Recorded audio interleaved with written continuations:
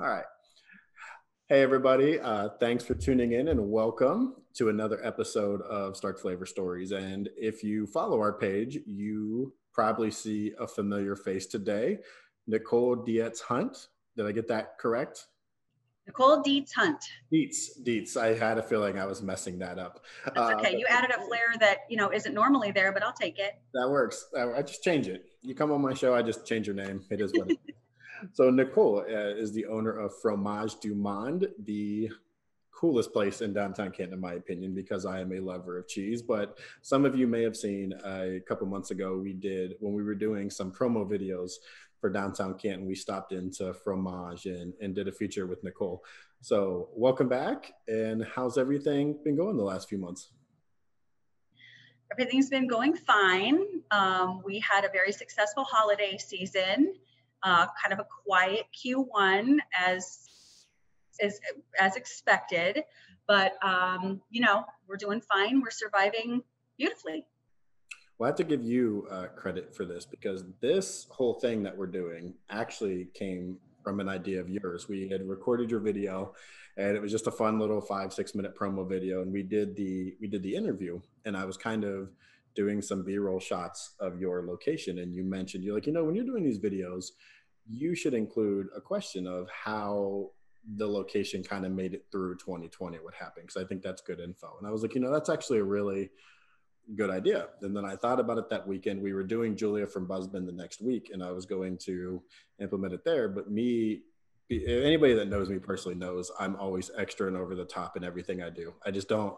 That's just who I am as a person at this point. I've owned it. And so the more and more I thought about it, I'm like, I don't think that's something you just throw into one question, a little 5-minute promo video, because it is such important information and such an important topic. And then the more I thought about it, I came back and talked to you about it again and threw some brainstormings around, and then just decided, we should center an entire focal point around this conversation because it is so important. And that kind of is what led to these Stark Flavor Stories. So you get the credit for all of this going on because it was your idea. And it was another reason I wanted to make sure we kind of had you on to show you again, outside of just my love for your location. So thank you for that. But for somebody that may not have seen the video we put out for you or may not be familiar with the location, first tell people a little bit about you and your background, and then a little bit about what Fromage Du Monde is and how you kind of came up with that idea.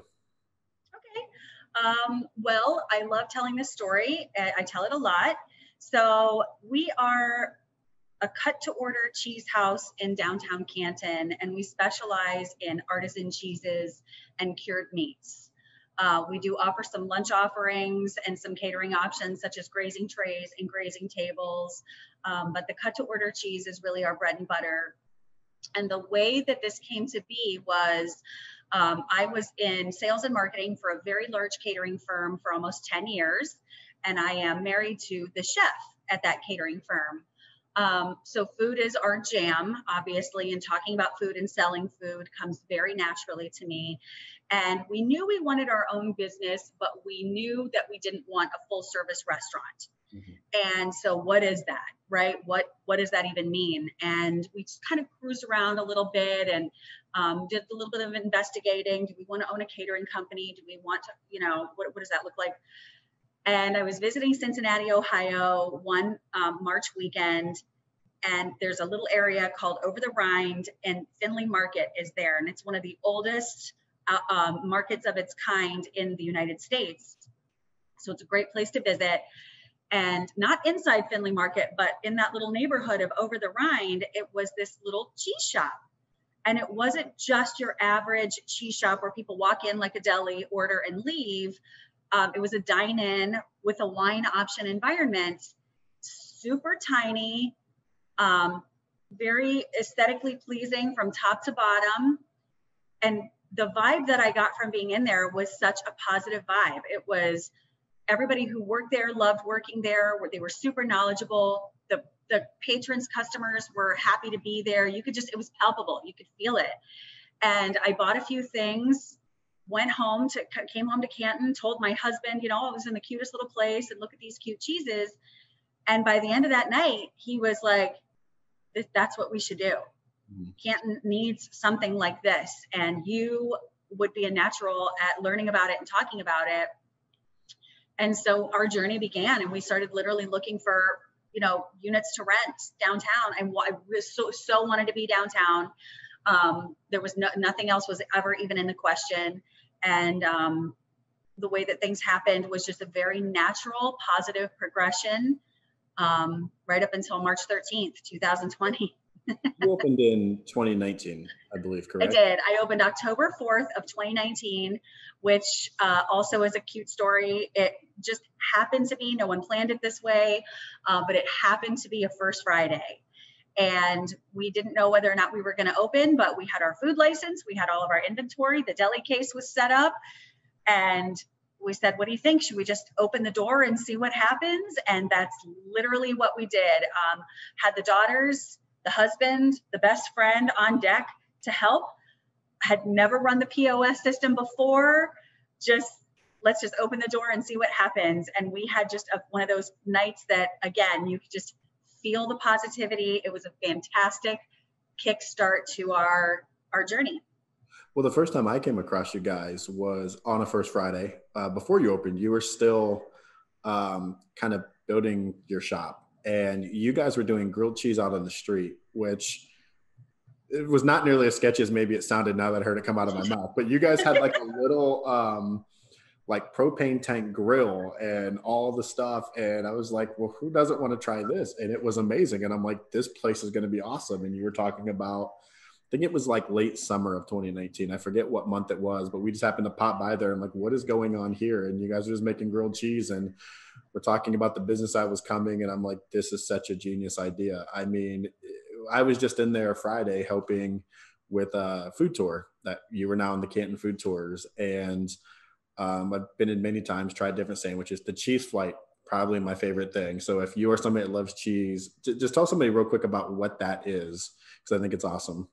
Certainly. So our cheese flights exist because it's a good use of product when we overcut at the deli case. So if somebody orders a quarter pound of something and we cut over a little bit, we'll take a little bit off, and that's a chub that we have to do something with. So we categorize them and keep them stored. We have a cow's milk bin, a sheep and a goat's milk bin, and a blue cheese bin in our cooler. And the cheese flight exists due to the overages and those little chubs that we collect. Mm-hmm. And the great thing about them is that because we don't know what we're going to be collecting or cutting based on the customer needs that day or that week, that the cheese flight changes all the time. So whenever you come in, you're going to get different things on your flight. We love to learn about them, talk about them. They include house-made items like our candied pecans, our pickles, and our crostini. We also put dried apricots and some whole grain mustard on there because it's important to do a sweet, savory balance when you're serving cheeses. And people just love to come in and experience the new things that come on a cheese flight. We serve them in-house, we serve them to go, little tiny versions of them called personal picnics that people use for corporate events and weddings. They package up and move really nicely. So yeah, that definitely I would say is our most popular item. That's awesome. It's one of my favorites as well. So talking about, you opened in the fall of 2019 and had a lot of great momentum going. And then we got into, your story of how you survived that week in March. What we've been calling it the oh shit week as we've been.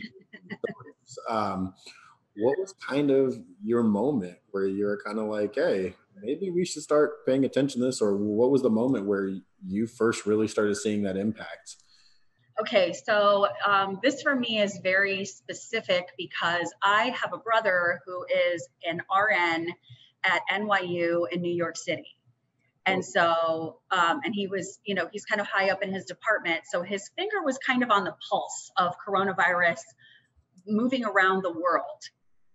And I remember 2 weeks prior, it was the end of February, I called him up and I said, is this something that we should be worried about? And at the time he was like, no, no, everybody's getting ahead of it. It's not really spreading the way as quickly as they say. And I was like, they're like starting to talk about like storing food and toilet paper and, should I take that seriously? And he was like, no.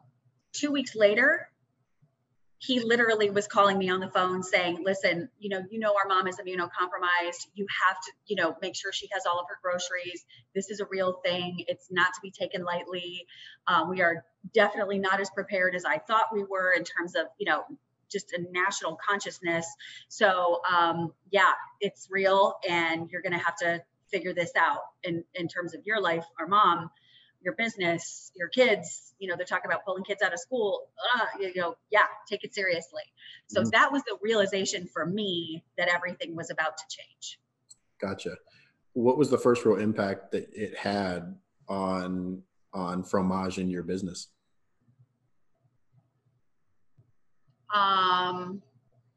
Crying for when they said we're shutting all these businesses down, nobody but essential business is going to be open.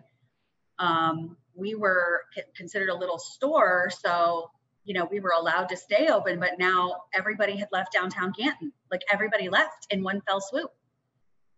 And everybody. It wasn't just people working. Now there's no more foot traffic whatsoever. Even the folks that just kind of cruise around downtown on a regular basis that you see all the time, those folks are gone. No one's working downtown. The Y around the corner from me, no one's doing that anymore. So when I tell you downtown turned into a ghost town overnight, it was shocking. And I was literally the only business on 4th Street left open because I was the only one considered essential. Right.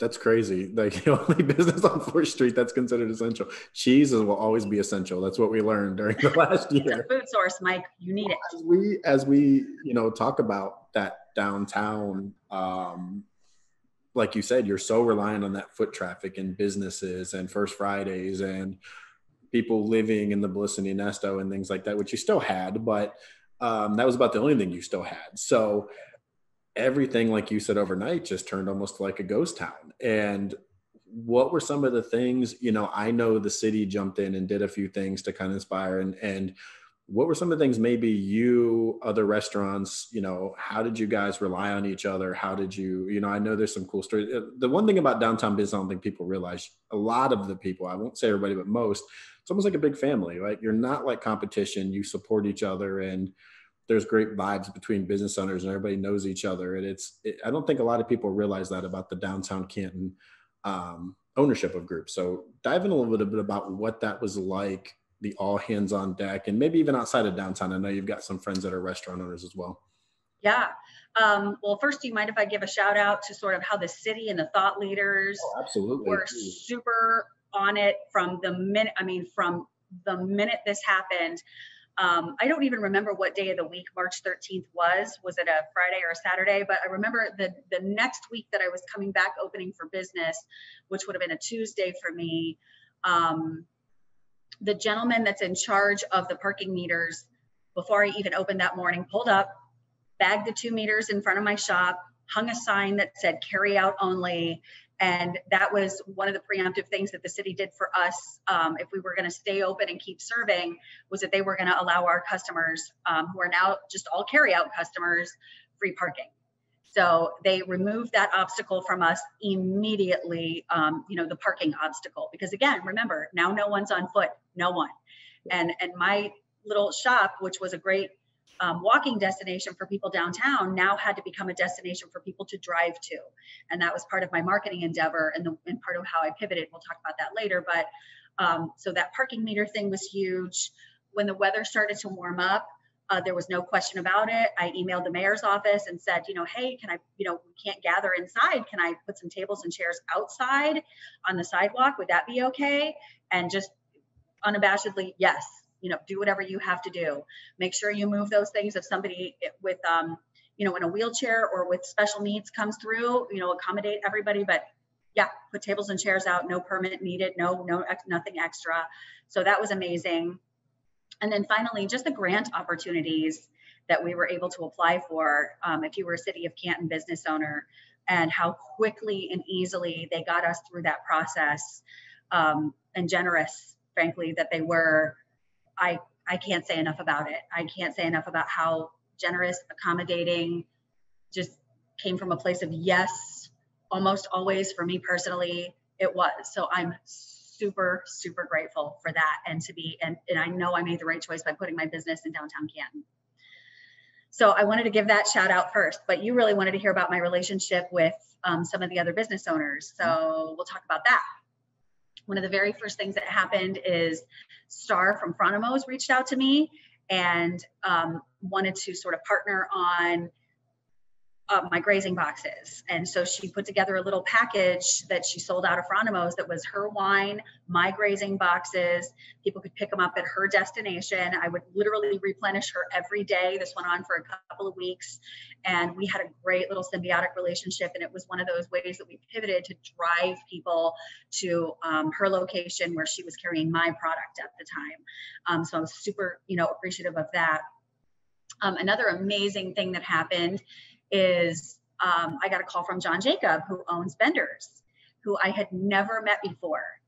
And he said, I've been watching your social media for quite a while. I think you do a great job of marketing your business. I'm starting something called Canton Provisions. And it's sort of a online market for items, specialty items that we already sell fully prepared at Bender's, but there are food items that are unprepared. So if you go to Canton Provisions, you're going to be able to, buy uncooked steaks, fish, oysters. And he said, I want to bring you aboard and sell from that website your grazing trays. I think that would be a great symbiotic relationship. And I said, sure, John Jacob, you like my brand and you want to carry my product? Sign me right up. So we started doing that, and to this day, you can still buy Fromage Du Monde grazing trays on the Canton Provisions website, which is awesome. Well, and that's an amazing plug, because I think a lot of people do not realize that Canton Provisions thing is going. So I appreciate you mentioning that, but I also appreciate you mentioning everything the city has done, because I love downtown Canton. I'm here now. It's very important for us to have an office space. I spend a lot of time downtown, and I think sometimes the city gets a bad rap because the general provision is the only thing they care about is the Hall of Fame. And that is so not true. And listen, Hall of Fame Village is important, right? Like, it is going to be a game. And I will say it is going to be, because I believe it is going to get open. And I don't think people realize the economic impact that it's going to have on our city, on our community, on downtown, first and foremost. But secondly, Mayor Tom does care. He gets sometimes a bad rap publicly and in comment sections. There's not too many people that care more about this city and this downtown area than him. And so for you to call that out, all the ways in which they just bent over backwards to help their downtown businesses, I'm glad you said that, because people need to understand that and hear that, because we are incredibly lucky to have such a great mayor like we do. And I appreciate you kind of giving that shout out, because they did go above and beyond. And listen, like you said, it was so easy to get that grant help.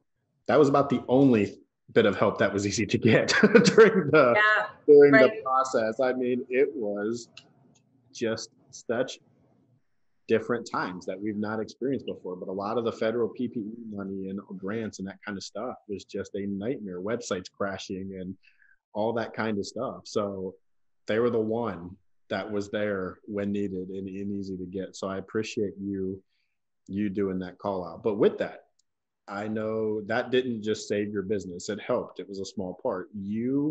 One thing we're talking about were our pivots and how people pivoted. And there's two businesses. One that we had already aired, Jeff from Shale, was a master at pivoting his business. You were the other. You did such a great job of pivoting your product, your marketing, those kind of things. So let's talk a little bit about that. Let's just start with the marketing and how you kind of pivoted that, and maybe roll into some of the other, you talked about the grazing trays, and that at holiday time, I know was huge for you. Talk a little bit about the pivots that you did kind of on both ends and how that helped you make it through the year. Absolutely. So the honest truth is that at the beginning of all of this, while it was complete chaos in my mind, I was absolutely panicking. I was very upset and sad and filled with doubt and not regret. I wouldn't use that word. I certainly love my small business and would do it a million times over, but the messaging that I sent was not always congruent with how I was really feeling. And I feel like that's so important for people to know. There were a lot of business owners that put their whole selves out there and kind of let it be known that they were worried, that they were struggling. My personal point of view with regard to my business is I wanted to keep my messaging always very positive, always very forward thinking, very forward moving, because the truth of the matter is that I knew that this pandemic was going to come and essentially go. And I didn't want any lasting impression to be one of negativity, panic, just a general feeling of, oh my God, what are we going to do? Like, that's not what my brand is. And that's never the impression that I want to put forward. But the truth of the matter is, behind the scenes, I was going, oh my God, what are we going to do? So some of the pivots that we did worked and some of them didn't. One of the things that we did right off the bat was my husband was like, well, let's start selling heavier food items because everyone's gone from downtown. So why not? We like literally brought in a hot well and tried to push lasagna. Like it was, let's sell lasagna now. People will love that. I don't know. It didn't work. Sure. But one thing that did really help us out was the fact that we created a webpage that featured all of our cheeses with descriptions and price points and pictures. And that was something that I should have done right from the beginning. And I didn't. The pandemic really pushed me into that positive move. But we told people, you can just call up with cut instructions and shop right from our website, and we will cut the cheeses for you and put them in bags, bill your credit card, and run it out to your car. So that was a great way to keep the deli case revolving, moving, when people weren't allowed to really walk in the shop and they didn't want to walk in the shop. I had to, like I said before, change my marketing from hey, you guys walking around downtown Canton, come on and stop by for lunch, to please get in your car, drive downtown, give me your money, and let me run this out to your vehicle, because that's really what the scenario was. So we just had to sort of change the way we communicated with people and let them know that it's okay. We will accommodate them. There doesn't have to be an exchange of money. There doesn't have to be, very little close contact with us. We're going to absolutely do this the best we possibly can and continue to give you a wonderful product like we do. So those two things definitely were part of the way that we pivoted. And just a general message of, we're still here. Everything's still great. We're still moving forward. And frankly, it worked, because the way that people felt compelled to rally, the way that this community felt compelled to rally around my business was amazing. And I can't take credit for that. I mean, there was a movement that went on where people knew that they had to start supporting small businesses, supporting restaurants, specifically restaurant workers. And boy, oh boy, did they show up. And they came from far and wide to buy grazing trays, to give grazing boxes as gifts to their friends when all the florists and other stores were closed, to make sure they kept us going lunch-wise and called in their lunch orders. I mean, the one thing I can say about Canton, Ohio is when the chips were down, they showed all the way up. And I'm so incredibly grateful for that to this day. I love that. I appreciate you sharing that, because I hope that's something that stays coming out of this last year. I think there was already starting to head that way. People were starting to get on that train of like, okay, let's start supporting local, let's start supporting community, small business pre-March of last year. You started to see that wave kind of shift. And I think that's something that was thrown into one of the few positives that came out of that, is that was thrown into overdrive. And I think there's a lot of positive things that come out. It forced people to slow down. Like, I was one of those people that was go, go, go, go all the time. And you started seeing families walking around parks again and walking around neighborhoods and having family dinners, because it forced you to slow down, forced you to start saying, hey, let me support these local businesses. And I hope those are things that stick. There's going to be a new normal, people keep saying, that comes out of this. I hope that's something that gets thrown into overdrive now that things are going to be opening back up and mandates are going to be lifted. I hope when people start feeling comfortable to start, there's a large part of the population that's getting out there, going to restaurants, going to coffee shops. I hope, though, that when 100% go out, that focus stays on that small community business, especially in places like downtown, where it's all small business, all local. I just hope that that's something that continues, but I think it will. I really do think it will, and I'm hoping it stays that way. But two other big changes that you have had, I guess, as we're talking about moving forward, a big one is actually right behind you. There is a lot of beautiful wine bottles behind you, which is something that has changed for you.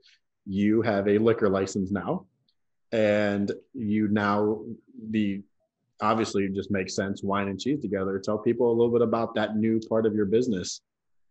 Absolutely. So I really can't believe that this happened, but during a global pandemic, when nobody was working in the Department of Commerce in Columbus, Ohio, we managed to obtain a liquor license.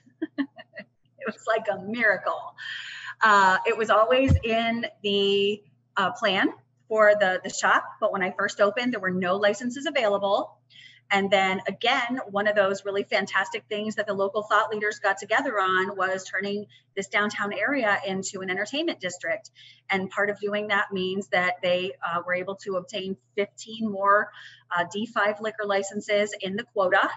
And so what once was impossible to get and incredibly expensive was now readily available and very affordable. We just had to go through the motions. So with the help of people from Arts and Stark, the mayor's office, I even had a state senator pulling for me, and some other people with, a great deal of interest in seeing my business and downtown thrive.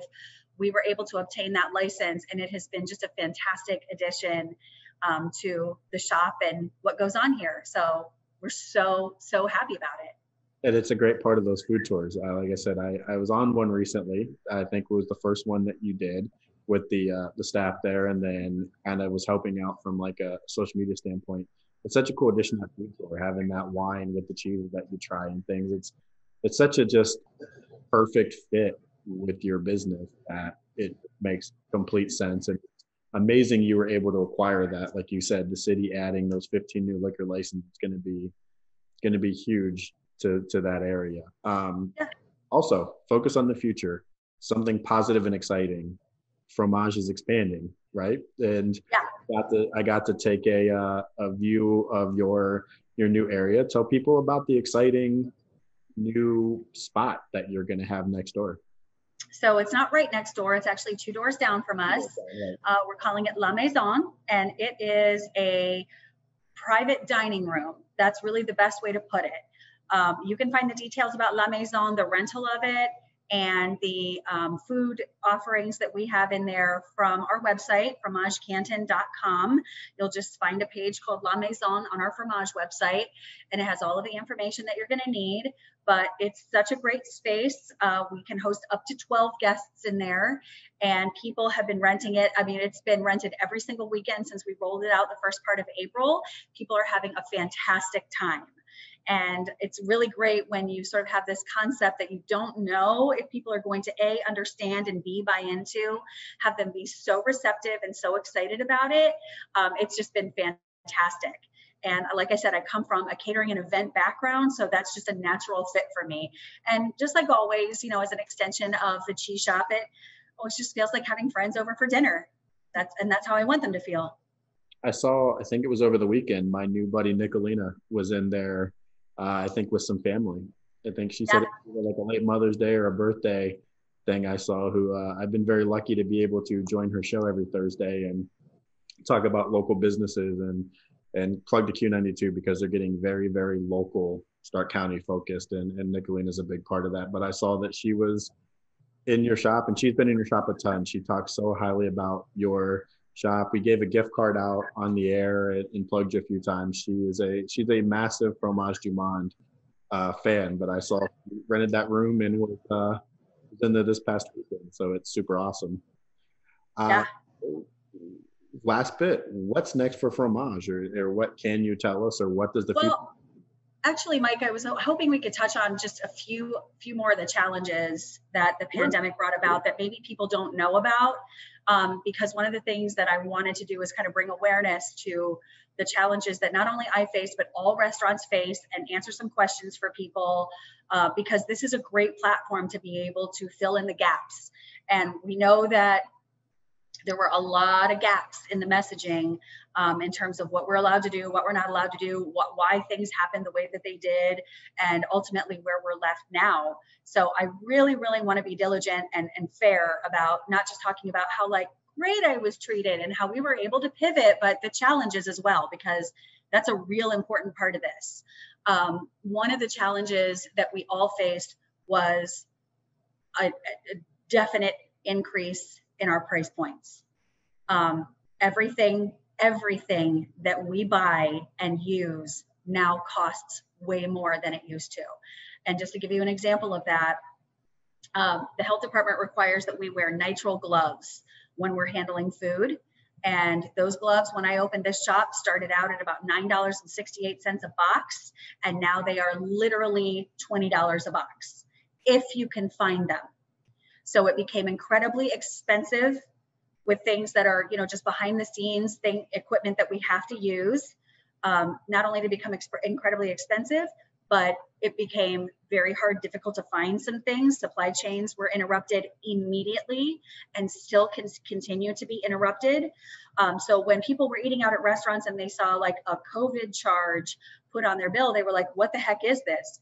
It's to cover the cost of things like the gloves, the plastic wrap, the fact that the food items that we're buying now are in such demand that the price points are skyrocketing. One of the things that, people joke about it, but chicken wings, of all things, people cannot get chicken wings. Restaurants can't get them. If they do get them, they are incredibly expensive. So I don't want the general public who isn't really a food or a restaurant person, doesn't have a working knowledge of that, to think that, people are just capitalizing on an opportunity or, just really taking advantage. That's not the case at all. These things that we have to use, that there's no way to get around it. They are costing double and triple what they once cost. And we're really trying to work with you to be transparent, but to keep our heads above water. And remember, we're watching these costs go up, and we're all watching our bank accounts drain, during the pandemic, the beginning, the middle. And it was a very, very difficult place to be in financially. So, just know that those expenses, everything down to the dish chemicals that we buy, those aren't going away, and they're not getting any cheaper, and things are not getting more available. They're getting less available. So that's why you're seeing changes in menus, changes in price points. It just is a very real problem that we're all having, and it needs to be talked about, and there needs to be awareness of it, because people think that we're just exploiting this situation, and we're not.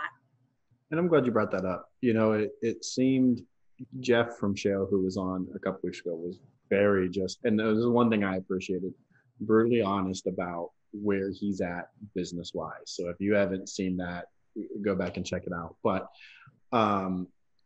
it just seemed like last year, it just seemed like it was almost like a running joke on social media a little bit. Every month was a new like apocalyptic like thing coming out. This year it switched. It seems like every month there's some different shortage. You talked about chicken wings, oddly enough. I know Royal Docks Brewing Company was having a huge issue at the beginning of the year with aluminum cans. Aluminum cans were just on a shortage, and you just couldn't get them anymore. And so they had to shift the bottles and pivot their business. They were using old cans and just putting new, like not old cans that were used, but they had cans that they had for a certain beer they didn't use. They relabeled, and they had to get creative. And another part that I believe I talked about this with Jeff at Show, but I can't fully remember because we recorded a few weeks ago, but you and I talked about this when we were kicking this idea around. I've had so many people who are just misinformed. It's not their fault. That I've talked about, the importance of still supporting restaurants and they're going through this struggle. And I've heard so many times people go, oh, well, they've got DoorDash that's booming, or they've got Grubhub, and they've got, carry out. It's carrying their business. They're fine. People don't realize how damning a DoorDash is to a business. It is not a business friendly model unless you're DoorDash. You're not, yes, you're paying your like $1.99 delivery and your tip, but they're charging upwards of 20% of the transaction to that business. That's on top of food costs, staffing costs. 20% is huge. Yeah. Part of profit coming out, and it is just booming right now. And people need to understand this is choking the life out of businesses right now. It's just not a good thing to use. Convenience wise, I get it. Pandemic wise, I get it. But it's Yeah. a business model for locally owned restaurants, especially if it's somewhere that's like 5 minutes from your house. You can get in your car and go. And people need to know that. People don't understand that side of a DoorDash, Grubhub, Uber Eats. And it is, businesses have to have it right now because they understand if you don't have it, your sales is going to suffer. But it's killing businesses. And it's something, again, it's not a knock on DoorDash, not a knock on Grubhub at all, but it's not good for businesses. And it's, again, just stories you have to tell and get out there. Yeah. And it's just another one, it's another example of how during this time we had to kind of live by the sword, die by the sword.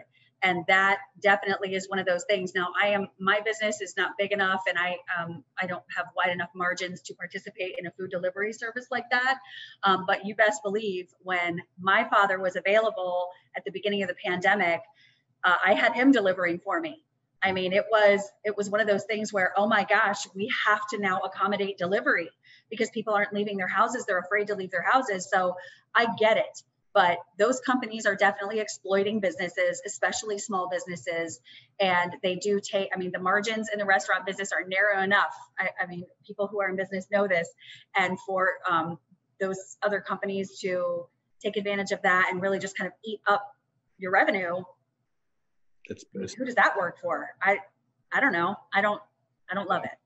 It works for them. So, that's what it works for. Right. It works for them. It works for them. And, you know, one of those other live by the sword, die by the sword things that I wanted to address and talk about was social media during this time.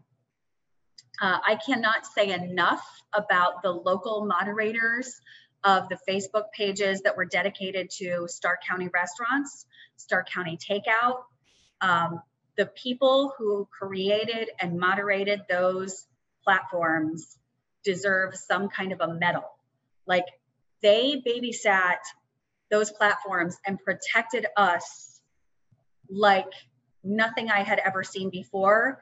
They were very clear about the point and the vision for those platforms, which was to encourage people to try new things, get acquainted with Stark County restaurants that they didn't know existed or that they had never eaten at before, gave us an opportunity to market our product to tens of thousands of people who were subscribing to those platforms. But just like in all social media situations, it brings out the best in people, but it also brings out the worst in people. And we had to combat that every day. There was a lot of people who were just dead set on disparaging us for whatever reason. If they had a not great experience, instead of calling the manager of a restaurant, they would just splash it all over social media. So that's what I mean when I say that the moderators and the administrators of those pages did a great job of just shutting that down every chance they got, allowing us to have that opportunity to market, have a voice, put our product in front of lots of people. But we did constantly have to combat that sort of negativity that came through. And that was a really negative byproduct of the pandemic and the way that we communicate now on social media. And I'm not alone in that. I mean, I know a ton of people that fought that every single day in the restaurant business. And it was everything. It was everything from whether or not you were open and people agreed with that, to whether or not you were wearing masks and whether people agreed with that, or, you know, somebody had a bad meal experience or they couldn't get in because of social distancing and only the restaurant was only at half capacity. They were complaining about that. I mean, it went on and on and on with how outlandish this went. And the fact that there was this whole group of people trying to move us forward and keep pushing toward our brand and buying from us and keep us afloat, to this whole other group of people who was just really working hard at disparaging us. And it wasn't fair.